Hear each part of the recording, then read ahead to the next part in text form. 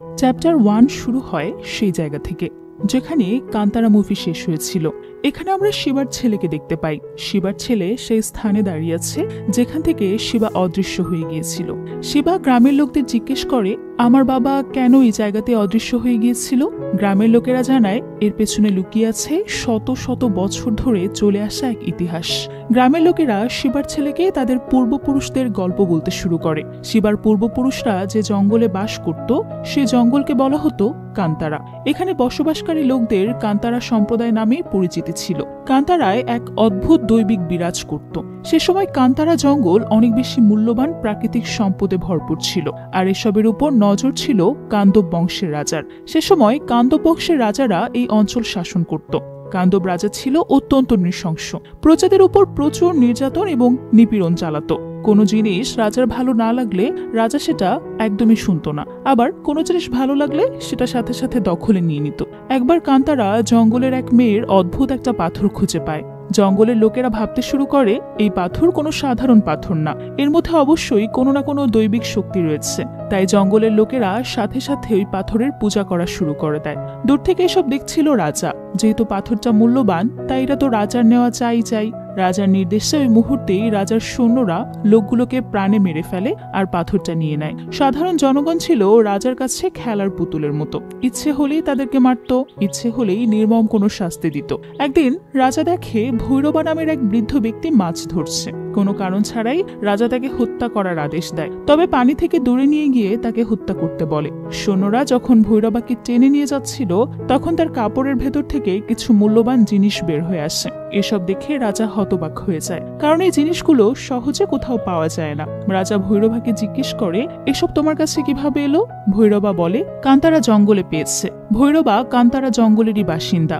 রাজ্যের সবকিছু রাজার নিয়ন্ত্রণে থাকলেও এই কান্তারা জঙ্গল ছিল রাজার নিয়ন্ত্রণের বাইরে। রাজা ডিসিশন নেয় যেভাবেই হোক কান্তারা জঙ্গলের উপর নিয়ন্ত্রণ নিতে হবে। সেখানে এমন কিছু আছে যা দিয়ে রাজা দেশ বিদেশে ব্যবসা বাণিজ্য করতে পারবে। একদিন রাজা তার বিশাল সৈন্যবাহিনী নিয়ে কান্তারা জঙ্গলে চলে যায়। সাথে নিজের একমাত্র ছেলে রাজশেখরকেও নিয়ে যায়। রাতের অন্ধকারে পথ খোঁজার জন্য রাজা একটা গাছে আগুন লাগিয়ে দেয় যাতে জঙ্গলের পথ আলোকিত হয়। কিন্তু সামান্য আগুন হঠাৎ করেই বিশাল আকার ধারণ করে। আগুনের আকৃতি দেবতার রূপ নেয়, দাউ দাউ করে জ্বলতে থাকে সবকিছু। আসলে রাজা যে স্থানে আগুন লাগিয়ে দিয়েছে কান্তারা সম্প্রদায়ের মানুষ সেটাকে পবিত্র স্থান মনে করে। কান্তারার মানুষ এই স্থানকে ভগবানের মধুবন বলে ডাকে। সবাই বিশ্বাস করে ওই স্থানে দেবতা বিরাজমান রয়েছে, আর কোনো রাজার পক্ষেই ওই স্থান দখল করা সম্ভব না। বাস্তবেও তাই ঘটে। আগুনরূপী দেবতা রাজাকে বাধা দেয়। তীব্র আগুন দেখে রাজা হতবাক হয়ে যায়। কিছু বুঝে ওঠার আগেই একটা অদ্ভুত কালো ছায়া রাজাকে গ্রাস করে। সেখানে মৃত্যু হয় রাজার। এরপর ওই জ্বলন্ত গাছ রাজার শরীরে উপরেই পড়ে। এই সব কিছু দেখে ছুটে আসে কান্তারার লোকেরা। রাজার মৃত্যু হলেও তার ছেলে রাজশেখর জীবিত ছিল। সে ভয়ে জঙ্গলের পথ ধরে এদিক সেদিক ছোটাছুটি করতে থাকে। এক পর্যায়ে সে নদীর তীরে গিয়ে সেন্স হারিয়ে ফেলে। নদীতে ভাসতে ভাসতে রাজশেখর জঙ্গলের আদিবাসী কার্পা সম্প্রদায়ের কাছে গিয়ে পৌঁছায়। কান্তারার লোকদের যেমন দৈবিক শক্তি আছে তেমনি কার্পা সম্প্রদায়ের কাছে অনেক কালো জাদুর শক্তি রয়েছে। কার্পা সম্প্রদায় বহুবার কান্তারার দেবতাদের নিয়ন্ত্রণ করার চেষ্টা করেছে, কিন্তু প্রতিবারই ব্যর্থ হয়েছে। ওরা জঙ্গলের মাঝখানে গোপন স্থানে বসবাস করে এবং সেখানেই কালো জাদুর অভ্যাস চালায়। কার্পা সম্প্রদায় রাজশেখরকে উদ্ধার করে নিরাপদে তার বাবার রাজ্য বাঙ্গারা রাজ্যে পৌঁছে দেয়। কার্পা সম্প্রদায় রাজশেখরকে সাহায্য করায় রাজশেখর কার্পা সম্প্রদায়কে শ্রদ্ধা করত। তিনি ধীরে ধীরে তার বাবার মতো রাজ্য শাসন শুরু করেন। ধীরে ধীরে রাজশেখর বড় হতে থাকে। বাবার অনুপস্থিতিতে রাজ্যের শাসনভারও সেই পালন করতে শুরু করে। তবে রাজশেখরের মন থেকে কান্তারার ভয় কিছুতেই কাটে না। ওই ঘটনার পর রাজশেখর আর কখনোই কান্তারার দিকে ফিরে তাকায়নি। এর মাঝে কান্তারাতেও ঘটে গেছে অনেক ঘটনা। হঠাৎ একদিন কান্তারার লোকেরা একটা কুয়ার ভেতর ছোট্ট একটা শিশুকে দেখতে পায়। সবাই অনেক বেশি অবাক হয়, কারণ কুয়ার ভেতর তো দেবী চাণ্ডমীর বাহন বাঘ বাচ্চাটার দিকে ঘুরে ঘুরে পাহারা দিচ্ছে। কান্তারার লোকেরা বাচ্চাটাকে কোলে তুলে নেয়। এক মহিলা নিজের সন্তানের মতো লালন পালন করতে থাকে বাচ্চাটার। সে ওই বাচ্চাটার নাম দেয় বেরমে। এদিকে রাজশেখরও নিজের পরিবার গড়ে তুলেছে। রাজশেখরের বড় ছেলে কুলশেখরের জন্মের কিছু বছর পর রাজশেখরের স্ত্রী একটা কন্যা সন্তান জন্ম দেয়। তার নাম দেয় কনকবতী। কিন্তু কনকবতী পঙ্গু হয়ে জন্ম নেয়। চিন্তিত রাজশেখর মেয়েকে সুস্থ করতে সাহায্য নেয় কার্পা আদিবাসীর। যেহেতু তারা বিভিন্ন তন্ত্রবিদ্যায় পারদর্শী তাই এমন সমস্যা ঠিক করা তাদের জন্য অনেক সহজ ছিল। কার্পা সম্প্রদায়ের এক মহিলা কনকবতীকে নিজের বুকের দুধ পান করায়, আর এতেই ধীরে ধীরে সুস্থ এবং স্বাভাবিক হয়ে যায় কনকবতী। ধীরে ধীরে কুলশেখর এবং কনকবতী বড় হতে থাকে। রাজশেখর সবসময় তাদেরকে একটা কথাই শেখায়, কান্তারা অনেক ভয়ানক স্থান, ভুলেও যেন কেউ সেখানে না যায়। আর বাবার মুখে কান্তারার কথা শুনতে শুনতে কুলশেখরের মনে কান্তারা নিয়ে কৌতূহল জন্মাতে থাকে। কুলশেখর প্রাপ্তবয়স্ক হওয়ার পর রাজশেখরের তার সিংহাসন কুলশেখরের হাতে তুলে দেয়, কিন্তু কুলশেখরের মধ্যে রাজা হওয়ার মতো কোনো গুণই ছিল না।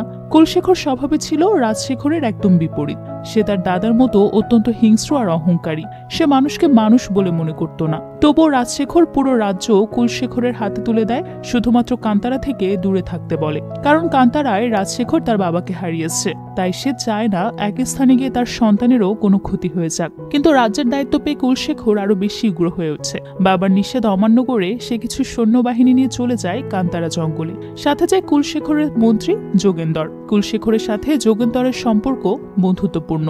সেই কুলশেখরের সমস্ত অপকর্মের সাথী। প্রথমে সবকিছু স্বাভাবিক মনে হলেও কুলশেখর জঙ্গলের যত গভীরে যায়, জঙ্গলের পরিবেশ বদলাতে থাকে। গভীর জঙ্গলে ঢোকার পর কুলশেখর জঙ্গলে প্রাণী শিকার করতে শুরু করে। ঠিক তখনই অদৃশ্য এক শক্তি ওদেরকে বাধা দিতে শুরু করে। এসব দেখে কুলশেখর এবং যোগিন্দর সৈন্যদেরকে রেখেই পালিয়ে যায়। আসলে কোনো অদৃশ্য শক্তি না, কুলশেখরের সৈন্যদের উপর হামলা করেছে কান্তারার লোকেরাই। ওরা নিজেদের লুকিয়ে রেখে শত্রুদের প্রতিরোধ করার কৌশল সম্পর্কে জানে, আর এই কারণেই ওদের হঠাৎ হামলা ভৌতিক মনে হয়। কান্তারার লোকেরা কুলশেখরের সৈন্যদের একে একে মারতে থাকে। এখানে আমরা বেরমেকেও দেখতে পাই। বেরমে কান্তারাবাসীদের নেতৃত্ব দিচ্ছিল। কান্তারাবাসীদের হামলায় কিছু সৈন্য মারা যায় আর কিছু পালিয়ে যায়। শুধুমাত্র চেন্না নামের এক সৈন্যকে ওরা জীবিত অবস্থায় গ্রামের ভেতরে নিয়ে যায়। ওই সৈন্যকে দেখে কান্তারার প্রধান জানতে চায় কোথা থেকে ধরেছে কে। বর্মে প্রধান কে সবকিছু জানায় এবং এটাও জানায় যে ওই সৈন্যের সাথে আরো অসংখ্য সৈন্য ছিল। প্রধানের মুখ একটু ফ্যাকাশে হয়ে যায়। সে বুঝতে পারে রাজার লোকেরা এসেছিল। কান্তারার প্রধান সবাইকে সাবধান করে বলে বহু বছর পর আবারও কোনো রাজার নজর পড়েছে কান্তারার দিকে। প্রধান কান্তারাবাসীদের জঙ্গলের সীমান্তে পাহারা দেওয়ার নির্দেশ দেয়া হয়, যাতে বাইরে থেকে কেউ জঙ্গলের ভেতরে প্রবেশ করতে না পারে। রাজার লোকেরা যদি এভাবে কান্তারায় প্রবেশ করতে থাকে, একদিন কান্তারাবাসীদের বিপদেই পড়তে হবে। কিন্তু বেরমে প্রধানের কথায় একমত হতে পারে না। যদিও সে সরাসরি প্রধানকে কিছু বলে না, তবে সে নিজের বন্ধুদের সামনে বলে, যারা আমাদেরকে দেখে ভয়ে লেজ গুটিয়ে পালিয়ে গেছে, তাদেরকে এত ভয় পাওয়ার কি প্রয়োজন? আমার তো মনে হয় আমাদের উচিত ওদের রাজ্য থেকে একবার ঘুরে আসা। ওরা যদি আমাদের কান্তারায় প্রবেশ করতে পারে, তাহলে আমরা কেন ওদের ওখানে যেতে পারবো না? আমাদের দেখা উচিত কি আছে ওদের রাজ্যে। এরপর বর্মে তার বন্ধুদের সাথে নিয়ে ওই সৈন্য অর্থাৎ চেন্নার কাছে যায়। বর্মে প্রথমে চেন্নাকে ভয় দেখানোর জন্য তাকে হত্যা করার অভিনয় করে। চেন্না ভয় পেয়ে বেরমের কাছে ক্ষমা চায়। এখানে কান্তারাবাসীরা সৈন্যদের নিয়ে আসা অস্ত্রগুলো খুব মনোযোগ দিয়ে দেখছিল। এরা ওর আগে এমন অস্ত্র কখনোই দেখেনি। একজন জিজ্ঞেস করে, এগুলো কোন পাথর থেকে তৈরি করা হয়েছে? চেন্না বলে, লোহা থেকে। সবাই অবাক হয়, কারণ ওরা কখনোই লোহার তৈরি ধারালো অস্ত্র দেখেনি। বেরমে চেন্নাকে বলে, আমাদের তোমাদের রাজ্যে নিয়ে চলো, আমরা দেখতে চাই তোমরা কতটা এগিয়ে গেছো। চেন্না বলে, আমি তোমাদেরকে নিয়ে গেলে ওরা আমাকে প্রাণে মেরে ফেলবে। বেরমে বলে, তুমি নও, আমরা তোমাকে নিয়ে যাব, কোনো ক্ষতি হবে না তোমার। চেন্নার এখন দুদিকেই বিপদ, তাই সে তার কথায় রাজি হয়ে যায়। বেরমে আর তার সাথীরা কুলশেখরের সৈন্যদের পোশাক পরে নেয়, যাতে বাঙ্গারা রাজ্যের লোকেরা তাদেরকে নিয়ে নিজেদের সৈন্য মনে করে সহজে রাজ্যে প্রবেশ করতে দেয়। এরপর চেন্নার সাহায্যে বেরমে ও তার সাথীরা বাঙ্গারা রাজ্যে পৌঁছায়। বেরমে আর তার সাথীরা বিশাল রাজপ্রাসাদ আর প্রাসাদের আভিজাত্য দেখে হতবাক হয়ে যায়। অন্যদিকে কুলশেখরের আজ প্রথম রাজসভা।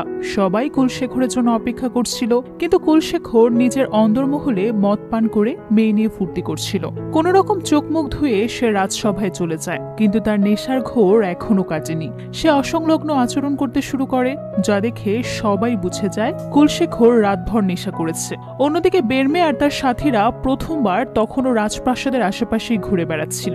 রাজপ্রাসাদের বাইরে বিশাল মন্দির তৈরির কাজ চলছে। সেই কাজ পরিদর্শন করতে আসে রাজশেখরের মেয়ে কনকবতী। বেরমে আর তার সাথীরা প্রথমবার কোনো রাজকুমারীকে দেখতে পায়। প্রথম দেখাতেই রাজকুমারীর সৌন্দর্যে বিমোহিত হয়ে যায় বর্মে। কনকবতী মূর্তি তৈরির কাজ শুরু করতে বলে, কিন্তু মূর্তি তৈরি করার জন্য পাথরে আঘাত করা মাত্র এক টুকরো পাথর ছিটকে গিয়ে এক বিশাল মৌচাকে আঘাত করে। সাথে সাথে চাকের সমস্ত মৌমাছি উঠতে শুরু করে। সবাই আতঙ্কে ছোটাছুটি করতে শুরু করে। তখন বেরমে একটা পর্দা দিয়ে কনকবতীকে ঢেকে দেয়। এতে করে কনকবতী মৌমাছি থেকে রক্ষা পায়। কনকবতী বেরমের পরিচয় জানতে চাইলে বেরমের সাথীরা কৌশলে বেরমেকে সেখান থেকে সরিয়ে নেয়। তারপর ওরা ঘুরতে ঘুরতে বাজারে চলে যায়, কিন্তু বেরমের সাথীরা খেয়াল করে বাজারে এমন কিছু উপকরণ বিক্রি করা যেগুলো শুধুমাত্র কান্তারায় পাওয়া যায়। ওরা আরো খেয়াল করে রাজ্যের মানুষ অনেক মূল্য দিয়ে সেসব জিনিস কিনে নিচ্ছে। যেহেতু এগুলো কান্তারার জিনিস, বেরমের সঙ্গীরা রাজ্যের লোকেদের কাছ থেকে সেগুলো কেড়ে নিতে শুরু করে। ফলে রাজ্যের লোক তাদেরকে চোর মনে করে ধরে ফেলে। কিছুক্ষণের মধ্যেই রাজ্যের লোকেরা বুঝতে পারে বেরমে আর তার সাথীরা রাজ্যের সৈন্য না, বরং তারা বাইরে থেকে এসেছে। বেরমে তার সাথীদের নিয়ে পালিয়ে যাওয়ার চেষ্টা করে, কিন্তু বাঙ্গারা রাজ্যের সৈন্যরা বেরমেও তার সাথীদের ধরার জন্য সর্বোচ্চ চেষ্টা করতে থাকে। এক পর্যায়ে বেরমেও তার সাথীরা পাহাড়ের একদম কিনারায় চলে যায়, যার ফলে সৈন্যরা ওদের সবাইকে ধরে ফেলে। সৈন্যরা ওদেরকে রাজসভায় নিয়ে যায়। কুলশেখরকে সমস্ত ঘটনা জানানোর পর কুলশেখর বেরমের কাছে তার নাম পরিচয় জানতে চায়। বেরমে বিনা দ্বিধায় বলে, কান্তারা থেকে এসেছি আমরা। সাথে সাথে সমস্ত সৈন্যরা তাদের দিকে অস্ত্র তুলে ধরে এবং লোহার শিকল দিয়ে সবাইকে বেঁধে ফেলে। কুলশেখরের আদেশে ওদের উপর প্রচুর নির্যাতন করা হয়, কিন্তু বেরমে আর তার সাথীরা নীরবে সমস্ত আঘাত সহ্য করে নেয়। সৈন্যরা মারতে মারতে ক্লান্ত হয়ে যায়, কিন্তু ওদের উপর কোনো প্রভাবই পড়ে না। তখন রাজশেখর বেরমেকে জিজ্ঞেস করে, কেন এসেছো তোমরা এখানে? বেরমে বলে, আপনারা আমাদের কান্তারা দেখতে গিয়েছিলেন, তাই আমরা আপনাদের রাজ্য দেখতে এসেছি। রাজশেখর বুঝতে পারে কুলশেখর তাকে না জানিয়ে কান্তারায় গিয়েছিল। কুলশেখর বলে, কান্তারার ভেতরে যায়নি, জঙ্গলের বাইরে থেকেই দেখে এসেছি। রাজশেখর কুলশেখরকে বলে, কান্তারা লোকদের সাথে শত্রুতা করা ঠিক হবে না। রাজশেখর সিদ্ধান্ত নেয় ওদেরকে কয়েকদিন কালকুঠুরিতে বন্দি করে রেখে পরবর্তীতে ওদেরকে দাস হিসেবে ভিনদেশীদের কাছে বিক্রি করে দেওয়া হবে। সে অনুযায়ী ওদেরকে কালকুঠুরিতে বন্দি করে রাখা হয়। কালকুঠুরিতে ওদের শাস্তি দেওয়ার জন্য রাজ কারারক্ষকের ছেলে পিপো যায়। পিপো অপরাধীদের শাস্তি দেওয়ার জন্য বিশেষ কৌশল অবলম্বন করে, যা অনেক বেশি ভয়ানক। কালকুঠুরিতে প্রবেশের আগে পিপো কালকুঠুরির পাহারাদারদের নির্দেশ দিয়েছিল, যা কিছু হয়ে যাক না কেন কেউ যেন কালকুঠুরির ভেতরে প্রবেশ না করে। এরপর পিপো কালকুঠুরিতে ঢুকে বেরমে আর তার সাথীদের বিভিন্নভাবে হুমকি দিতে শুরু করে। কিন্তু পিপো যখন জানতে পারে ওরা আসলে কান্তারা থেকে এসেছে, পিপোর দম বন্ধ হয়ে আসে। যতটা জোশ নিয়ে সে কালকুঠুরিতে প্রবেশ করেছিল তার থেকে কয়েক গুণ দ্রুত গতিতে সে কালকুঠুরি থেকে বের হতে চায়, কিন্তু তার নির্দেশেই প্রহরীরা কালকুঠুরির বাইরে থেকে তালা লাগিয়ে দিয়েছিল, তাই সে বের হতে পারে না। এরপর পিপো চিৎকার চেঁচামেচি করতে শুরু করলে প্রহরীরা এসে তাকে বের করে, কিন্তু পিপোর সাথে কালকুঠুরির ভেতরেই রয়ে যায়। সেও কান্তারাবাসী দেখে অনেক ভয় পায়। তবে বেরমের সাথীরা তাকে অভয় দিয়ে তার সঙ্গে বন্ধুত্ব করে ফেলে। বেরমে কালকুঠুরির ছোট্ট জানালা দিয়ে দেখতে পায় নদীর তীরে একটা অদ্ভুত জায়গা। সে পিপোর সাথীকে এর ব্যাপারে জিজ্ঞেস করে। পিপোর সাথী জানায় এটা নদী বন্দর, ব্যবসা বাণিজ্য করার জন্য ব্যবহৃত হয়। জায়গাটা ভালোভাবে দেখার ইচ্ছা হয় বেরমের, তাই সে কালকুঠুরির দরজা ভেঙে ফেলে। ঠিক তখনই আবার পিপো চলে আসে, তাই বেরমে আবারও দরজাটা বন্ধ করে দেয় যাতে রাজার কানে খবর না পৌঁছায়। এরপর বেরমে পিপোকে কাছে ডেকে কান্তারা জঙ্গলের কিছু নেশা জাতীয় লতা পাতা দেয়। জঙ্গলের এসব নেশা জাতীয় উপাদান অত্যন্ত শক্তিশালী নেশা তৈরি করে। সেগুলো সেবন করার পর পিপো ও বাকি সৈন্যরা সম্পূর্ণভাবে নেশাগ্রস্ত হয়ে যায়। এরপর বেরমে পিপোকে বলে তাকে নদী বন্দরটা একটু ঘুরিয়ে দেখাতে। নেশাগ্রস্ত পিপো বর্মে ও তার সাথীদের নদী বন্দর দেখায় এবং জানায় কিভাবে এখানে ব্যবসা বাণিজ্য করা হয়। রাঙ্গারা রাজ্যের এই নদী বন্দর দেখে বেরমে বুঝতে পারে যে মূল্যবান জিনিসগুলো কান্তারায় আছে। সেগুলো যদি বাঙ্গারা বন্দরে বিক্রি করা যায় তাহলে কান্তারাবাসীর কোনো অভাব অনটন থাকবে না, তারাও রাজ্যের লোকদের সাথে তাল মিলিয়ে এগিয়ে থাকবে। এরপর বেরমে ও তার সাথীরা নেশাগ্রস্ত পিপো আর প্রহরীদের কালকুঠুরিতে আটকে রেখে পালিয়ে যায়। কান্তারায় ফিরে বেরমে তার গ্রামের লোকদের সবকিছু বুঝিয়ে বলে। এরপর সবাই মিলে চাষাবাদ করতে শুরু করে, কিন্তু ফসল বাঙ্গারা বন্দরে বিক্রি করতে হলে বাঙ্গারা রাজ্যের কারো সাহায্যের প্রয়োজন। তাই বেরমে তার সাথীদের নিয়ে পিপো আর তার বাবার কাছে যায়। এখানে আমরা জানতে পারি বেরমে ও তার সাথীরা পালিয়ে যাওয়ার পর পিপোর বাবা রাজাকে বলছে ওদেরকে বিক্রি করে দিতে। এমনকি সে বেরমে ও তার সাথীদের বিক্রয় মূল্য হিসেবে নিজের কিছু মুদ্রা রাজাকে দিয়েছে, কারণ রাজা যদি জানতে পারে পিপোর কারণে ওরা পালিয়ে গেছে, রাজা পিপোকে মৃত্যুদণ্ড দেবে। যাই হোক, বেরমে চালাকি করে পিপোর বাবাকে ব্ল্যাকমেল করে ওয়াদা নিয়ে নেয় যে সে বেরমেকে রাঙ্গারা বন্দরে ব্যবসা করতে সাহায্য করবে। ওরা বিভিন্ন ফসল উৎপাদন করে পিপোর বাবার সাহায্যে বাঙ্গারা বন্দরে সেগুলো বিক্রি করতে থাকে। ওদের ফসলগুলো অনেক মূল্যের বিনিময়ে বিক্রি হতে থাকে, কিন্তু কিছুদিন যেতে না যেতেই বাঙ্গারা বন্দরে ওদের ব্যবসার খবর কনকবতীর কাছে পৌঁছায়। কনকবতী রাজাকে না জানিয়ে নিজেই বেরমের সাথে কথা বলতে বাঙ্গারা বন্দরে চলে যায়। সবাই ভেবেছিল হয়তো কনকবতী তাদের ব্যবসার কাজে বাধা দেবে, কিন্তু কনকবতী বেরমে এবং তার সাথীদের লুকিয়ে ব্যবসা করার বদলে বৈধভাবে ব্যবসা ব্যবসা করার পারমিশন দেয়। কনকবতী বেরমেকে বৈধ অনুমতিপত্র দিলে বেরমে সেটা নিতে অস্বীকার করে বলে, কারো পারমিশন নিয়ে ব্যবসা করব না আমরা। বেরমের এমন একরোখা আচরণ কনকবতীকে মুগ্ধ করে। কনকবতীর সাহায্যে বেশ ভালোভাবে ব্যবসা গড়ে ওঠে কান্তারাবাসীর। ধীরে ধীরে কনকবতীর সাথে অনেক ভালো বন্ধুত্ব গড়ে ওঠে বেরমের। কনকবতী বেরমেকে ব্যবসার নানা কৌশল শেখায়। বেরমেও খুব দ্রুত ব্যবসা শিখে যায়। এভাবে চলতে চলতে এক পর্যায়ে বেরমে এবং কনকবতী পরস্পরকে ভালোবেসে ফেলে। এরপর একদিন কনকবতী বেরমের কাছে আবদার করে যে সে ঈশ্বরের মধুবন দেখতে চায়। বেরমে এই আবদারে রাজি হয় না। সে কনকবতীকে সরাসরি না করে নিজের গ্রামে ফিরে যায়। এতদিন জঙ্গলের সমস্ত মূল্যবান জিনিসগুলো বিক্রি হয়ে গেছে, তাই বেরমে ডিসিশন নেয় আরো মূল্যবান জিনিস সংগ্রহ করতে ওরা জঙ্গলের আরো গভীরে যাবে। যেই ভাবা সেই কাজ। বেরমে তার সাথীদের নিয়ে জঙ্গলের গভীরে যায়। সেখানে হঠাৎ করেই একটা বাঘ চলে আসে। বাঘ দেখে সবাই ভয় পেয়ে বাঘকে তাড়ানোর চেষ্টা করে, কিন্তু বাঘ কারো কোনো ক্ষতি না করে বেরমের একদম কাছে চলে যায়। বেরমের চোখে চোখ রেখে কিছু একটা ইশারা করে বাঘ সামনের দিকে এগোতে শুরু করে। এটা আসলে সেই বাঘ যে বেরমেকে কুয়ার ভেতর পাহারা দিয়েছিল। বেরমে তার সাথীদের নিয়ে বাঘের পিছু পিছু যেতে শুরু করে। বাঘ ওদেরকে জঙ্গলের এক অদ্ভুত জায়গায় নিয়ে যায়। সেখান থেকে আর কিছুতেই সামনে এগোতে পারছিল না বেরমে। কোনো এক অদৃশ্য শক্তি ওদেরকে বাধা দিচ্ছিল। হঠাৎ বেরমে খেয়াল করে গাছের মধ্যে কালো জাদুর পুতুল বাঁধা। আসলে জঙ্গলের এই স্থান থেকে কার্পা সম্প্রদায়ের এলাকা শুরু, তাই ওরা নিজেদের এলাকা জাদু বলয় দিয়ে ঘিরে রেখেছে। বেরমে তার ছুরি দিয়ে ওই জাদুর পুতুল নামিয়ে ফেলে। এতে জাদু বলয় নষ্ট হয়ে যায় এবং ওরা বিনা বাধায় সামনের দিকে যায়। কিন্তু পুতুল নামানোর সাথে সাথে কার্পা সম্প্রদায়ের প্রধান সেটা বুঝতে পারে। তাই রাতের অন্ধকার নামার সাথে সাথে কার্পা সম্প্রদায়ের লোকেরা বেরমে ও তার সাথীদের উপর হামলা করে। দুই পক্ষের মধ্যে তুমুল লড়াই হয়। কিন্তু এক পর্যায়ে কার্পা প্রধান কৌশলে বেরমেকে বন্দি করে গাছের সাথে ঝুলিয়ে দেয়। কার্পা প্রধান বেরমেকে হত্যা করতে যাবে, ঠিক তখনই ওই বাঘ চলে আসে। বাঘ কার্পা নেতাকে হত্যা করে নিজের সাথে নিয়ে যায়। ফলে বেরমে এবং তার সাথীরা নিরাপদে কান্তারায় ফিরে যেতে পারে। জঙ্গলের গভীরে যাওয়া নিয়ে সবাই বেরমিদের অনেক বকাঝকা করছিল। তখন বেরমি বলে ওঠে, আমরা ইচ্ছা করে যাইনি, আমাদেরকে নিয়ে যাওয়া হয়েছে। লোকটা তখন অবাক হয়ে জিজ্ঞেস করে, কে নিয়ে গেছে তোমাদের সেখানে? বেরমি বলে, একটা বাঘ নিয়ে গেছে। সেটা শুনে সবাই হতবাক হয়ে যায়। বেরমি ওই বাঘের ব্যাপারে তো কিছুই জানতো না। তাই লোকটা তাকে কার্পা সম্প্রদায় নামের একটা জাতিগোষ্ঠীর গল্প শোনাতে শুরু করে।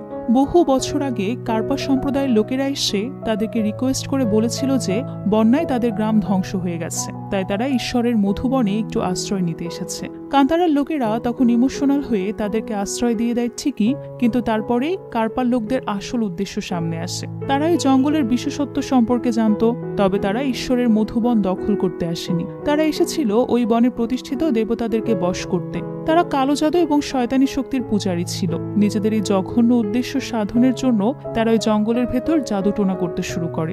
এতে করে জঙ্গলের গাছপালা, পশু পাখি সব একে একে মরতে থাকে। এমনকি মানুষও অসুস্থ হয়ে পড়ে। একটা পর্যায়ে মধুবন দখল করার জন্য পুরো জঙ্গলে হত্যাযজ্ঞ শুরু করে দেয় তারা। এরকম সিচুয়েশনে কান্তারা বাসীদেরকে বাঁচাতে দেবী পার্বতী তার এক অবতারকে পাঠায়, আর সে অবতারই হচ্ছে বাঘ। তার ভয়ে কার্পার লোকেরা পালিয়ে গিয়েছিল ঠিকই, কিন্তু আজও জঙ্গলের গভীরে তারা তাদের কালো জাদুর কাজকর্ম চালিয়ে যাচ্ছে। আর সে কারণেই কান্তারার লোকেরা কখনোই ওই দিকটাতে যায় না। বেরমি কথাগুলো শুনে একদম নীরব হয়ে যায়। পরদিন সকালে কুলশেখর রাজসভায় বসে গান গাচ্ছিল। তখন তার মন্ত্রী যোগেন্দর তাকে বলে, তোমার কণ্ঠে একটু গান শোনা গেলে খুব ভালো লাগতো। কুলশেখর তখন এক্সাইটেড হয়ে গান গাইতে শুরু করে, কিন্তু তার গানের সুর শুনে অর্ধেক মানুষ ভয়ে সেখান থেকে পালিয়ে যায়, আর বাকি অর্ধেক শকড হয়ে তার দিকে তাকিয়ে থাকে। এবং সেজন্য তার সেনাপতি দৌড়ে আসে রাজাকে বাঁচাতে, কারণ সে ভেবেছিল রাজা কোনো বিপদে পড়ে হয়তো চিৎকার করছে। তবে যখন সে আসল ঘটনা বুঝতে পারে, বিষয়টা সামলানোর জন্য বলে দেয় কান্তারের লোকেরা বন্দর দখল করে ব্যবসা করছে। এটা শুনে যোগেন্দ্র বন্দরে যেতে চাইলে কুলশিখর তাকে থামিয়ে দিয়ে আবারও গান বাজনায় মনোযোগ দেয়। তখন তার সেনাপতি বলে, রাজকুমারীর সাথে ছেলেটার মেলামেশা দেখে আমার মনে হচ্ছে রাজসিংহাসন আপনার হাত ছাড়া হতে চলেছে। এই কথাটা শুনে কুলশেখর সহ্য করতে পারে না। সে তৎক্ষণাৎ সেনাপতির মাথা কেটে ফেলে। এরপর যোগন্তরকে বলে, যাও এবার তুমি গিয়ে দেখে আসো। যোগন্তর তখন খুব স্টাইল করে বন্দরে পৌঁছে যায়। সে ভেবেছিল তাকে দেখা মাত্রই সবাই তার জয়গান করতে ছুটে আসবে, কিন্তু কেউই তার দিকে একটাবার ফিরেও তাকায় না। তাই বেচারা নিজেই নিজের জয়গান করে। এরপর তার সেই লোকটাকে খুঁজতে শুরু করে যে কান্তারার লোকদেরকে সেখানে ব্যবসা করতে দিয়েছে। লোকটা সামনে এগিয়ে আসলে সে সবার সামনে তাকে অপমান করতে শুরু করে। লোকটা তখন তাকে বোঝানোর চেষ্টা করে যে তারা মানুষের সামনে কথা না বলে আড়ালে গিয়ে কথা বলতে পারে, কিন্তু যোগেন্দর আর কোনো কথাই শোনে না এবং চাবুক দিয়ে তার উপরে আঘাত করতে চায়। লোকটা তাকে হাত জোর করে বলে, অন্তত আমার বয়সের দিকটা খেয়াল করো। কিন্তু যোগেন্দর সেটাও না শুনে যখনই তার উপর চাবুক দিয়ে আঘাত করতে যাবে তখনই বর্মি এসে চাবুকটা ধরে ফেলে। তাকে দেখে লোকটা মনেও সাহস জেগে ওঠে। সে যোগেন্দরকে সতর্ক করে দেয় যে তার এই মুহূর্তে চাবুকটা ছেড়ে দেওয়াই বুদ্ধিমানের কাজ হবে। কিন্তু এই যে যোগেন্দর তো কারো কথাই শোনে না, যেমন রাজা তেমনি তার মন্ত্রী। ফলশ্রুতিতে নাকমুখ ভেঙে নিয়ে সে পৌঁছে যায় কুলশেখরের কাছে। আর এমন সিচুয়েশন দেখে কুলশেখর অবাক হয়ে যায়। তখন যোগেন্দর তাকে বলতে শুরু করে যে বন্দরে সে কি করেছিল আর তার কাজের প্রেক্ষিতে কিভাবে কান্তারার লোকেরা তার উপর হামলা করেছে। বেরমি একাই তাদের সবাইকে কুপকাত করে ফেলেছে। একটা মানুষও তার শক্তির সামনে টিকতে পারেনি, যেন মুহূর্তের মধ্যেই কোনো ভয়ঙ্কর তুফান এসে সবকিছু ভেঙে চুরে চুরমার করে দিয়েছে। এরপর যোগেন্দর বাধ্য হয়ে সমুদ্র পাহারায় থাকা সৈন্যদেরকে ডেকে পাঠায়। কিন্তু দুঃখের বিষয়ে চেলা লুকিয়ে তারা জাহাজটাও ডুবিয়ে দেওয়ার ব্যবস্থা করে। অবশেষে যোগেন্দর আর কোনো উপায় না পেয়ে হার মেনে নেয়। তখন বেরমি সবার সামনে ঘোষণা দেয় যে এবার থেকে তারা আর বন্দরে ব্যবসার জন্য কোনো রকম অনুমতিও দেবে না আর কোনো খাজনাও দেবে না। এখন থেকে পুরো বন্দর তারাই দখল করে নিবে। বান্দ্রার লোকেরা তাদের স্পর্শ করা জিনিস ছুঁয়েও দেখে না, তাই এবার কান্তারার লোকেরা পুরো বান্দ্রাটাকে স্পর্শ করবে। এসব কথা শুনে কুলশেখরের ভীষণ রাগ হয়। সে যোগেন্দরকে কিছু বলতেই যাবে, তখনই হঠাৎ তার বাবা চিৎকার করে বলে, কুলশেখর, এখনো অপেক্ষা করছো কেন? ওর মাথাটা কেটে ফেলো। কান্তারার লোকদের সামনে থেকে পালিয়ে এসে ও আমাদের নাক কাটিয়ে দিয়েছে। কুলশেখর হয়তো নিজে থেকেই কাজটা করত, কিন্তু এখন তার বাবা যখন অর্ডার দিয়েছে তখন আর সে যোগেন্দরকে কিছুই বলতে চায় না। উল্টো তার বাবাকে বলে, আপনি তো কান্তারার লোকদেরকে পর্যন্ত ছেড়ে দিয়েছেন, তাহলে একে মারবো কেন? এ তো আমাদের আপনজন। তখন রাজশেখর রেগে গিয়ে বলে, এসব অকর্মার ছেকেগুলোকে বড় বড় পদে বসানোর কারণে তোমার আগে করুণ অবস্থা হবে। বন্দরটা আমাদের হাতে থেকে গেল। তোমাকে রাজার পদে বসিয়েছি রাজ্যের উন্নতির জন্য, কিন্তু তুমি কি করছো? সেটা শুনে কুলশেখর ক্ষেপে গিয়ে বলে, হ্যাঁ, রাজার সিংহাসনে বসিয়েছেন, কিন্তু আর কি করেছেন? আমি তো শুধু নামেই রাজা। কোনো সেনাই আমার কথা শোনে না, আমাকে কোনো ডিসিশন নেওয়ার সুযোগও দেওয়া হয় না। এমনকি যারা কান্তারার মানুষদের সাথে খাতির করে তাদেরকে রাজকোষের দায়ভারও দিয়ে দেওয়া হয়েছে, কিন্তু আমার কাছে কিছুই নেই। এই কথা শুনে কনকবতীর ভীষণ রাগ হচ্ছিল, তবুও সে কোনো রকম রিয়্যাক্ট করে না। এরপর কুলশেখর তার বাবাকে বলে, এখন থেকে সমস্ত সিদ্ধান্ত আমি একাই নেব, আপনার কথা মতো আমি আর চলবো না, যা করার আমি করব। তখন রাজশেখর বলে, তুমি কি করতে পারো না পারো সেটা আমার জানা হয়ে গেছে, এখন যা করার আমি করব, তুমি চুপচাপ শুধু দেখবে। এটা বলে সে রাজশেখর সেখান থেকে চলে যায়। সে সন্ধ্যায় কনকবতী কুলশেখরকে গিয়ে বোঝায় যে এভাবে সবার সামনে বাবাকে অপমান করাটা তার উচিত হয়নি। সেটা শুনে কুলশেখর বলে ওঠে, ওই সভাতে আমিও রাজা, বাবা আমাকেও সবার সামনে অপমান করেছে। তখন কনকবতী বলে, তুমি যদি রাজার দায়িত্বগুলো সঠিকভাবে পালন করতে তাহলে সবাই তোমাকে সম্মান করত। সেটা শুনে কুলশেখর বলে, তুমি যে আড়ালে কি করেছো সে গল্প সবাইকে শোনাবো? তোমার বেলায় সবকিছু ঠিক আর আমার বেলায় সবকিছু ভুল, সেটা তো হতে পারে না। এ কথা বলে কুলশেখর সেখান থেকে চলে যায়। এরপর রাতে সবাই খাবার খেতে বসলে কুলশেখর তার বাবার কাছে ক্ষমা চায় এবং আরেকটা শেষ সুযোগ চায়, যাতে সে তার করা এতদিনকার ভুল অবশ্যই শুধরে নিতে পারে। রাজশেখর তখন তাকে জিজ্ঞেস করে, তুমি কি করতে চাচ্ছ? কুলশেখর জানায়, কান্তারার লোকেরা যেমন জোর করে তাদের বন্দরে ঢুকে পড়েছে, ঠিক তেমনি সে এবার কান্তারায় ঢুকবে, কান্তারাবাসীকে ধ্বংস করে দেবে। রাজশেখর তাকে কিছু বলতেই যাবে, সে সময় হঠাৎ করেই তার শরীরটা খুব খারাপ হয়ে যায়। তখন জানা যায় যে কুলশেখর আগে থেকেই তার বাবার খাবারে করা ঘুমের ওষুধ মিশিয়ে দিয়েছিল, যাতে তার বাবা আগামী 2 দিন ধরে টানা ঘুমিয়ে থাকে আর সে নিজের ইচ্ছে মতো কাজ করতে পারে। যখন সে সেখান থেকে চলে যাচ্ছিল তখনই কনকবতী তাকে বলে, আমরা রাজ্যের ভালোর জন্য এত চেষ্টা করেছি আর তুমি সবকিছু নষ্ট করার চেষ্টায় আছো। কুলশেখর তার ছেলের সাথে বলে, কান্তরার ওই ছেলেটা বেশ সুঠাম আছে, ওকে বিয়ে করে ঘর জামাই বানিয়ে আমার সিংহাসন হাতানোর ধান্দা করছো, তাই না বোন? তার কথা শুনে কনকবতীর ভীষণ রাগ হয়, কিন্তু সে জানতো কুলশেখরকে রাগ দেখিয়ে আসলে কোনো লাভ নেই, তাই সে কোনো রিয়্যাক্টও করে না। এরপর সে রাতে কুলশেখর তার সৈন্য নিয়ে পৌঁছে যায় জঙ্গলে। কান্তরার লোকেরা তখন গভীর ঘুমে বিভোর, তাই কুলশেখর বলে, ওদেরকে ঘুম থেকে জাগাও, কারণ ঘুমন্ত মানুষের উপর হামলা করা রাজধর্মের বিরুদ্ধে। তার কথা মতো তার সৈন্যরা বাদ্যযন্ত্র বাজিয়ে কান্তারার লোকদের ঘুম ভাঙিয়ে দেয় এবং তারা কিছু বুঝে ওঠার আগেই তাদের উপর অগ্নি বর্ষা দিয়ে হামলা করতে শুরু করে। এমন আচমকা হামলায় কান্তারার লোকেরা সবাই ভীষণ ভেঙে পড়ে। ওদিকে বর্মিও সে সময় এলাকায় ছিল না, সে আবারও কাঁচামালের খোঁজে গভীর জঙ্গলে যায়, যে কারণে সবাই আরো বেশি ভয় পেয়ে যায়। কান্তারাদের আস্তানায় দাউ দাউ করে আগুন জ্বলতে থাকে থাকে আর সে আগুনে একটু একটু করে ছেলে মেয়ে শিশু বৃদ্ধ সবাই মারা যেতে থাকে। এসব দেখে কান্তারার লোকেরাও রাজা সৈন্যদের উপর হামলা করে দেয় আর শুরু হয় দুই দলের মধ্যে তুমুল লড়াই। দুই পক্ষই সমানে সমানে টক্কর দিচ্ছিল, কিন্তু রাজার লোকদের সামনে তারা বেশিক্ষণ টিকতে পারে না, কারণ রাজার লোকেরা তো সম্পূর্ণ প্রস্তুতি নিয়েই সেখানে গিয়েছিল। কান্তারাবাসী যে যার মতো নিজের জনগোষ্ঠীকে বাঁচানোর চেষ্টা করে যাচ্ছে। অনেকে এসে কুলশেখরের পা ধরে ক্ষমা পর্যন্ত চায়, কিন্তু কুলশেখরের মনে মায়া দয়া বলতে কিছুই ছিল না। সে এক নাগারে সবাইকে মারতে থাকে, আর বেরমির মা যথাসাধ্য চেষ্টা করতে থাকে নিজের লোকদের বাঁচানোর জন্য। একটা পর্যায়ে বেরমির বাবাও রাজার লোকদের হাতে প্রাণ হারায়। এসব দেখে কুলশেখর ভীষণ মজা পায়। সে একরকম ধরেই নিয়েছিল যে সে তো জিতে গেছে। এরই মাঝে জঙ্গলের নির্জনতা ভেদ করে আপনজনের আর্তনাদ নিয়ে সেখানে পৌঁছায় বেরমির কানে। সে তৎক্ষণাৎ এলাকার উদ্দেশ্যে ছুটতে শুরু করে। ততক্ষণে গ্রামের অর্ধেকের বেশি মানুষ মারা গিয়েছে। সেটা দেখে বেরমির মা গিয়ে জঙ্গলের দেবতার পূজা করতে শুরু করে। তার কাছে অনেক সাহায্য চায়, কিন্তু কুলশেখর সে সবার কোনো কিছু তোয়াক্কা না করে তাকে ধরে নিয়ে যায় মারার জন্য। এরই মাঝে বেরমিও সেখানে পৌঁছে যায়। গ্রামের এমন করুণ সিচুয়েশন আর মাকে কুলশেখরের হাতে বন্দি দেখে বেচারা হতবাক হয়ে যায়। কুলশেখর যখন জানতে পারে ওই মহিলা বেরমির মা, তখন সে বেরমির সামনেই তার গলা কেটে তাকে মেরে ফেলে। বেরমি তাকে বাঁচাতে চায়, কিন্তু ততক্ষণে অঘটন ঘটে যায়। এসব দেখে বেরমি ভীষণ কষ্ট পায়, সেই সাথে ভীষণ ক্ষেপেও যায়। ঠিক সেই মুহূর্তেই তার মধ্যে জঙ্গলের দেবতার আবির্ভাব ঘটে। এটা বুঝতে পেরে সবাই ঢাকঢোল পিটিয়ে দেবতার আরাধনা শুরু করে দেয়। দেবতার এই রূপ খুবই ভয়ঙ্কর ছিল, তাই বেরমিও সেই রূপ ধারণ করে। তার ভয়ঙ্কর চেহারা দেখে কুলশেখর এক মুহূর্তের জন্য থমকে যায়। তবে সে কিছু করে ওঠার আগেই বেরমি তার লোকদের উপর হামলা করতে শুরু করে। সে রাজার সৈন্যকে শুধু মারছিলই না, একেবারে ছিঁড়ে ফেরে খাচ্ছিল। তার এমন ভয়ঙ্কর হত্যাযজ্ঞ দেখে বেচারা কুলশেখরের গলা শুকিয়ে আসতে শুরু করে। এরই মাঝে হঠাৎ বেরমি সামনে থাকা গর্তের মধ্যে ঝাঁপ দেয়। কুলশেখর বুঝতে পারছিল না হঠাৎ করে সে কোথায় চলে গেল। তারা যখন একটু কাছে গিয়ে দেখতে যায়, তখনই বেরমি আবারও লাফ দিয়ে বাইরে চলে আসে। কুলশেখরের লোকেরা যেভাবে এতক্ষণ ধরে আপন মানুষগুলোকে জ্বালিয়ে মেরেছে, এবার বেরমিও তাদেরকে একইভাবে জ্বালিয়ে পুড়িয়ে ছাড়খাড় করতে থাকে।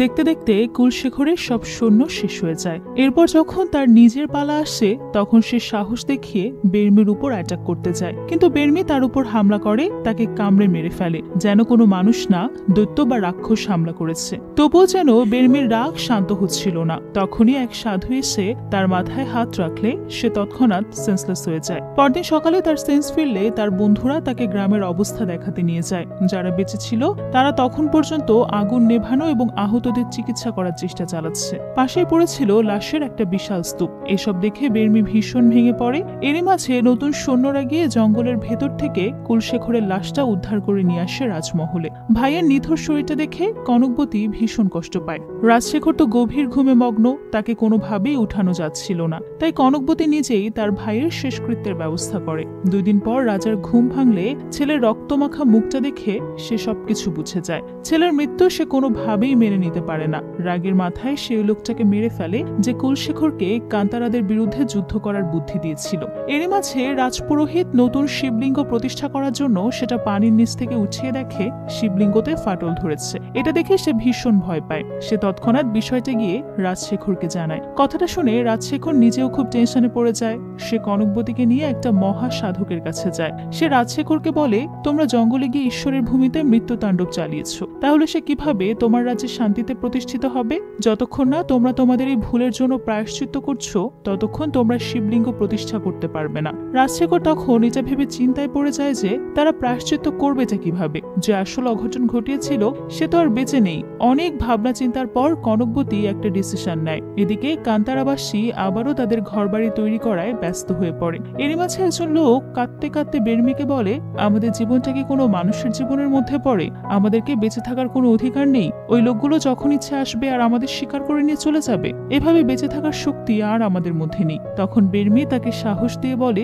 শুধু বেঁচে থাকাই না, লড়াই করার শক্তিটাও আমাদের মধ্যে আছে। ভুলে যেও না, যে গাছের গোড়া যত মজবুত সেই গাছ তত বেশি স্থায়ী। তাদের এসব কথার মাঝে হঠাৎ তারা বাদ্যযন্ত্র বাদ্যযন্ত্রের আওয়াজ শুনে বুঝে যায় নিশ্চয়ই রাজমহলের কেউ জঙ্গলে এসেছে। বেরমি তখন তার লোকজন নিয়ে দৌড়ে চলে যায় ওই লোকগুলোর উপর হামলা করতে, কিন্তু সেখানে গিয়ে দেখে কনকবতী নিজে এসেছে তাদের কাছে। বেরমিরা প্রথমে কনকবতীর সব সৈন্যদেরকে মেরে ফেলে। এরপর কনকবতীকে বলে, আমরা বাচ্চা এবং মেয়ের উপর আঘাত করি না, তুমি যদি এক পাও সামনে এগো তাহলে তোমার উপর আঘাত করতে বাধ্য হব। কিন্তু তার কথা উপেক্ষা করে কনকবতী ধীরে ধীরে সামনের দিকে এগোতে থাকে। সেটা দেখে বেরমি প্রথমে তার দিকে তীর ধরে ঠিকই, কিন্তু পরবর্তীতে সেটা আবারও নামিয়ে নেয়। এরপর কনকবতী তাদের সামনে মাথা নত করে, তাদের কাছে হাত জোড় করে নিজেদের ভুলের জন্য মাফ চায়। সেই সাথে বলে, আমি জানি আমরা আপনাদেরকে অনেক কষ্ট দিয়েছি, কিন্তু আমরাও তো আমাদের আপনজনদেরকে হারিয়েছি। সেটা শুনে বেরমি বলে, এটা আমাদের উপর আপনাদের হামলা করার আগে ভাবা উচিত ছিল। কনকবতী তখন অনুতপ্ত হয়ে তাদের কাছে মাফ চায়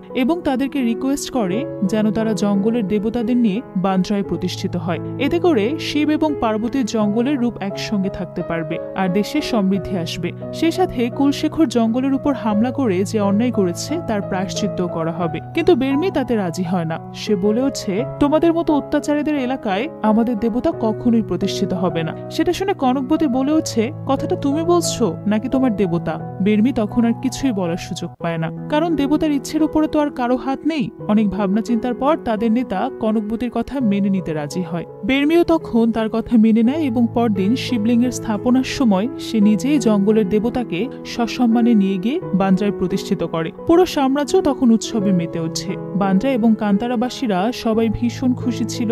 দেবতার প্রতিষ্ঠা উপলক্ষে কনকবতী নিজে হাতে কান্তারাবাসীদের উপহার দেয়। নিজের লোকগুলোকে খুশি দেখে বেরমিও অনেকটা শান্তি পায়, কিন্তু কনকবতীর উপর রাগ তার এখনো কমেনি। অবশ্য রাগটা কনকবতীর উপরে ছিল না, ছিল সম্পূর্ণ রাজ পরিবারের উপর। কনকবতী তার সাথে কথা বলতে গেলে বেরমি তাকে এড়িয়ে চলে যায়। তবে পূজার অনুষ্ঠানে কোনো রকম ত্রুটি সে রাখে না। সবার সাথে মন খুলে সেও আনন্দ করে এবং রাজপরিবারের সঙ্গেই পূজায় অংশ নেয়। পরদিন রাজসভায় সম্পূর্ণ আনুষ্ঠানিকতার সাথে সবার হাতে আরতির থালা তুলে দেওয়া হয়, যাতে সবাই নির্দ্বিধায় শিবের পূজা করতে পারে। একটা পর্যায়ে যখন বেরমির কাছে থালাটা নিয়ে আসা হয়, তখন বেরমি রাজাকে জিজ্ঞেস করে, এটাকে আমরা স্পর্শ করতে পারি?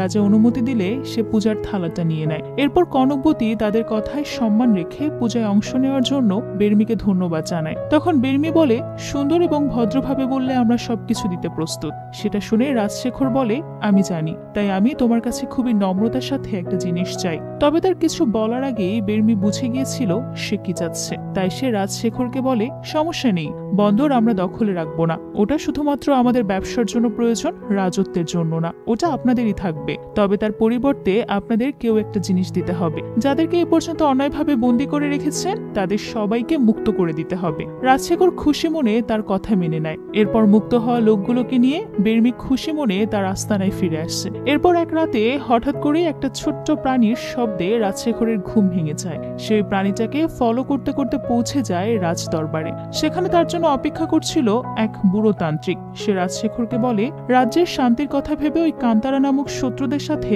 এভাবেই হাত মিলিয়ে চলবে, নাকি রাজ্যের উন্নতির কথা ভেবে, রাজত্বের কথা ভেবে ওদেরকে শেষ করে দেবে? এই সিদ্ধান্ত এখন শুধুই তোমার। কিন্তু রাজশেখর তার কথার কোনো উত্তর দেয় না। তখন বৃদ্ধ লোকটা বলে, ভক্তির নামে রাজ্য শাসন করার জন্য ওই দেবতাদেরকে তোমার প্রয়োজন কিনা সেটা বলো। কথাটা শোনা মাত্রই রাজশেখরের ঘুম ভেঙে যায়। তার মানে সে হয়তো স্বপ্ন দেখছিল, তবে এই স্বপ্নটা তার সিদ্ধান্তকে পুরোপুরি পাল্টে দেয়। পরদিন কান্তারাবাসী বান্দ্রার সাথে একত্রিত হওয়ার খুশিতে আনন্দে মেতেছিল। তাদের খুশিতে অংশ নেওয়ার জন্য রাজমহল থেকে তাদের জন্য মজার মজার খাবার পাঠানো হয়। বাচ্চা বৃদ্ধ সবাই মজা করে সেই খাবার খায়। বাকিরা নাচ গানে মত্ত থাকায় খাবারের কথা তাদের মাথা থেকে বেরিয়ে যায়। এত কিছুর পরেও আপন মানুষগুলোকে এভাবে হাসি খুশি দেখে বেরমিও খুবই খুশি হয়। মায়ের কথা ভীষণ মনে পড়ে তার। সে কল্পনা করে যে তার মাও তার পাশে বসে ওই লোকগুলোর খুশি দেখছে। সে তার মাকে জিজ্ঞেস করে, দেখতে পাচ্ছ মা, ওরা কত খুশি? সেটা শুনে তার মা বলে, আমি তো দেখতে পাচ্ছি, কিন্তু তোমাকে এখনো আরো অনেক কিছু দেখতে হবে। এই বলে তার মা তাকে জঙ্গলের গভীরের দিকে টেনে নিয়ে যেতে থাকে। যাওয়ার পথে একটা বাচ্চার সঙ্গে তার দেখা হয়। সে বেরমিকে এভাবে একা জঙ্গলের দিকে হাঁটতে দেখে একটু অবাক হয়। ওদিকে বেরমির মা তাকে নিয়ে যায় কার্পা সম্প্রদায়ের আস্তানায়। যাওয়ার পথে তার মা তাকে বলে, যারা ঈশ্বরের মধুবন পাওয়ার আকাঙ্ক্ষা রাখে তাদের উপর কখনো বিশ্বাস করবে না। এই কথা বলেই তার মা হঠাৎ কোথাও উধাও হয়ে যায়। এরপর সে জঙ্গলের গভীরে গিয়ে দেখে সেখানে কার্পা সম্প্রদায়ের লোকেরা কালো জাদু করছে। আর সেখানে গাছের সঙ্গে বাধা রয়েছে তার অর্থাৎ কান্তারা সম্প্রদায়ের মানুষগুলো। তারা খুব ভয়ঙ্কর দৃষ্টিতে বেরমির দিকে তাকায় আর সাথে সাথে বেরমির ঘুম ভেঙে যায়, অর্থাৎ এটা তার একটা দুঃস্বপ্ন ছিল। সে কৌতূহলবশত বাইরে বেরিয়ে দেখে সবার মধ্যে কান্নার রোল পড়ে গেছে। গতরাতে মহল থেকে পাঠানো ওই খাবার যারা খেয়েছিল সবাই মারা গেছে। ফুটফুটে বাচ্চাগুলোকে এভাবে মরতে দেখে বেরমি প্রচন্ড কষ্ট পায়। সে বুঝতে পারে তার দেখা স্বপ্নটা শুধুমাত্র স্বপ্ন ছিল না, তার মা হয়তো তাকে কোনো কিছুর আভাস দিতে চাচ্ছিল। সে সাথে এটাও বুঝে যায় যে মহলের লোকেদের উপর বিশ্বাস করে সে আবারও একটা ভুল করেছে, কিন্তু তারা আসলে কি চাইছে এটা বেরমি বুঝতে পারে না। তারা এই বিষয়টা জানার জন্য এক সাধুর কাছে যায়। সেই সাধু তাদেরকে জানায় যে এই খাবারের মধ্যে কালো জাদু করা হয়েছে। তখন বেরমির কাছে বিষয়টা একটু ক্লিয়ার হয়, কারণ কালো জাদু শুধুমাত্র কার্পা সম্প্রদায়ের লোকেরাই করে থাকে। এরপর সেই সাধু তাকে জানায় যে কার্পার লোকেরা জঙ্গলের দেবতাদেরকে বন্দী করেছে, আর তখনই রাজমহলের আসল রহস্য সামনে আসে। মূলত কার্পা সম্প্রদায়ের লোকেরা সবসময় জঙ্গলের দেবতাদেরকে বন্দী করার চেষ্টা করেছে। প্রথমে তারা রাজশেখরের বাবার সাহায্য নিয়েছিল, কিন্তু তাকে কান্তারাবাসীর হাতে মরতে হয়েছে।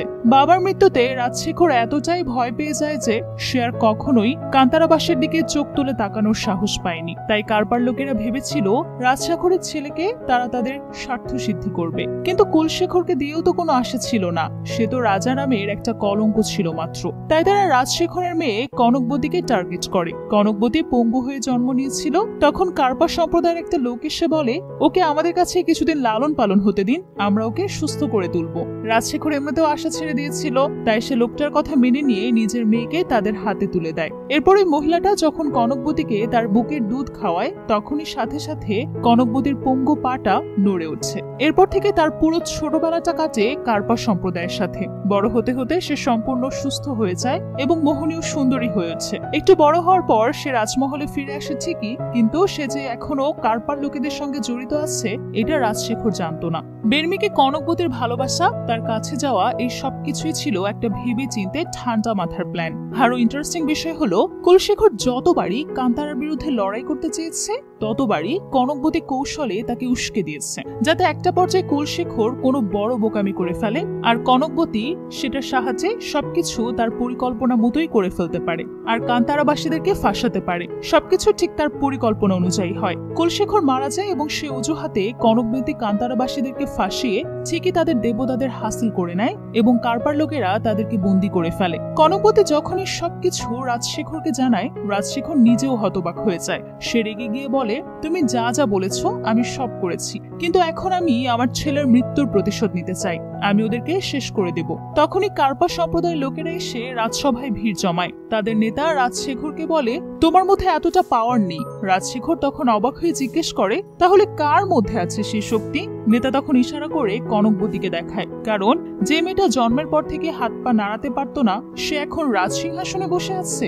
এর থেকে বড় শক্তির প্রমাণ আর কি বা হতে পারে? এরপর কনকবতী তার বাবাকে বলে, ওদের সাথে লড়াই করার জন্য শুধুমাত্র একজনের শক্তি যথেষ্ট না, আপনার 3 প্রজন্মের শক্তি প্রয়োজন, আর তার জন্য একটা বিশেষ পূজা করতে হবে। রাজশেখর তখন তার কথা মেনে নিয়ে কার্পা সম্প্রদায়ের সঙ্গে পূজায় মনোযোগ দেয়, আর ততক্ষণে বাকিরা যুদ্ধের প্রস্তুতি নেয়। ওদিকে কান্তারা সম্প্রদায়ও এবার যুদ্ধ করার ডিসিশন নেয়। তবে এই যুদ্ধ শুধুমাত্র তাদের নিজের জন্য নয়, এটা ওই দেবতার জন্য যারা ওই শয়তানগুলোর হাতে বন্দী। পৃথিবীতে যখন দেবতারা আসতে পারে না তখন তাদের অংশকে পাঠিয়ে দেয়, আর বেরমি ছিল তেমন একটা অংশ, যে কারণে সবাই বেরমির কথা মতো যুদ্ধে ঝাঁপিয়ে পড়ে। 2 দলের মধ্যে শুরু হয় তুমুল লড়াই। রাজার সৈন্যরা আগে থেকেই সমস্ত প্রস্তুতি নিয়ে রাখে, আর তাদের কাছে অত্যাধুনিক হাতিয়ার এবং যুদ্ধ কৌশলও ছিল, যে কারণে কান্তারাবাসীরা তাদের কাছে দুর্বল হয়ে পড়ে। অনেকেই তাদের আচমকা আঘাতে মারা যায়। এসব দেখে বেরমি হঠাৎ করে শঙ্খ বাজাতে শুরু করে। সেটা দেখে রাজার সৈন্যরা একটু অবাক হয়ে যায়। তারা বুঝে উঠতে পারছিল না বেরমি কি করতে চাইছে আসলে। আর তখনই জঙ্গলের মধ্য থেকে একগুচ্ছ আগুন লাগানো গাছের গুড়ি তাদের দিকে ছুড়ে দেওয়া হয়। এটা দেখে সৈন্যরা অবাক হয়ে যায়। কাজটা ছিল চালার। মুহূর্তের মধ্যেই ওই বড় বড় গাছের গুড়িগুলো মহলের বিভিন্ন অংশে এসে পড়ে, আর রাজা সেনারা একে একে জ্বলে পুড়ে মরতে থাকে। এসব দেখে রাজ্য সেনারা বেশ টেনশনে পড়ে যায়। এরপর বেরমিরা আবারও তাদের বাকি সৈন্যদের উপর হামলা করতে শুরু করে। এরই মাঝে রাজশেখরের পূজাও সম্পন্ন হয়ে যায় এবং তার মধ্যে তার বাবার আত্মা ভর করে। এরপর তারা দুজন মিলে রওনা হয়ে যায় কান্তারাবাসীর সঙ্গে লড়াই করতে। আরো একবার শুরু হয় মহাযুদ্ধ। রাজশেখরের শক্তির সাথে কেউ পেরে উঠছে না। আর তার সাথে কনকবতী তো আছেই। নিজস্ব যুদ্ধ কৌশল আর কালো জাদুর শক্তি সব মিলে ভয়ঙ্কর রূপ ধারণ করে তারা। এমনকি বেরমিও তাদের সঙ্গে পেরে উঠছিল না। তাকে দুর্বল হতে দেখে সে বৃদ্ধ সাধু তার কাছে এগিয়ে আসে। বেরমি তাকে জিজ্ঞেস করে সে এখন কি করবে, কোনোভাবেই তো শত্রুদের আটকানো যাচ্ছে না। তখন সাধু লোকটা তাকে তার জন্ম রহস্য খুঁজতে বলে, কারণ তাকে যখন ওই জঙ্গলের ভেতর কুড়িয়ে পাওয়া হয়েছিল তখন তার ব্যাপারে কান্তারাবাসীর কিছুই জানা ছিল না।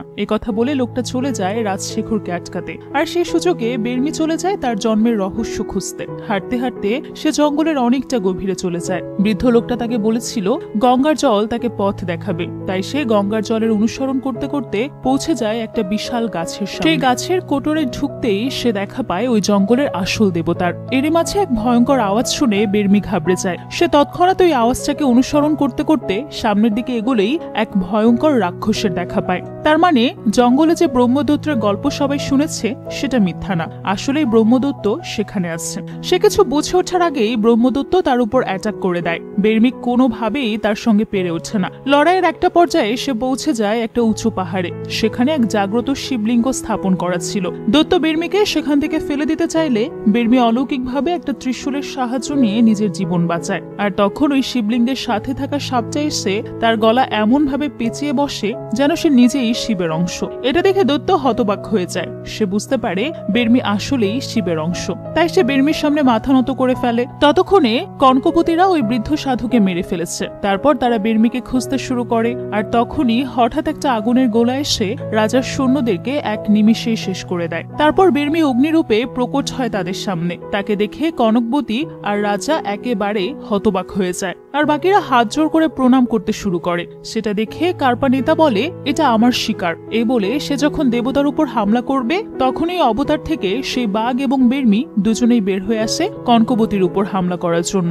বাঘে ওই নেতাকে এক থাবায় শেষ করে দেয়, কিন্তু যখনই বেরমি রাজশেখরের উপর হামলা করতে যাবে তখনই কনকবতী তার সামনে এসে দাঁড়ায়। তাকে দেখে বেরমি থেমে গেলে কনকবতী বলে হাতে ত্রিশূল থাকলেই কেউ শিবের অংশ হয়ে যায় না। তুমি এই মুহূর্তে এই ব্রহ্মাণ্ডের অন্যতম শক্তিশালী মেয়ের সামনে দাঁড়িয়েছ, আমার কাছে সব শক্তি তুচ্ছ। সেটা শুনে বেরমি বলে উঠছে তুমি যদি শক্তিশালী হয়ে থাকো তাহলে সে কে? এ কথা বলতে না বলতেই এক অদ্ভুত নুপুরের আওয়াজ ভেসে আসতে থাকে তাদের কানে, আর তারপর মুহূর্তেই দেবী পার্বতীর সবচেয়ে ভয়ঙ্কর রূপ চামুন্ডি এসে ভর করে বেরমির উপর। কনকবতী তার উপর অ্যাটাক করতে গেলে সে কনকবতীকে তুলে নিয়ে ঠিক তেমন ভাবেই হত্যা করে যেমনটা দেবী দুর্গা অসুরকে মেরেছিল।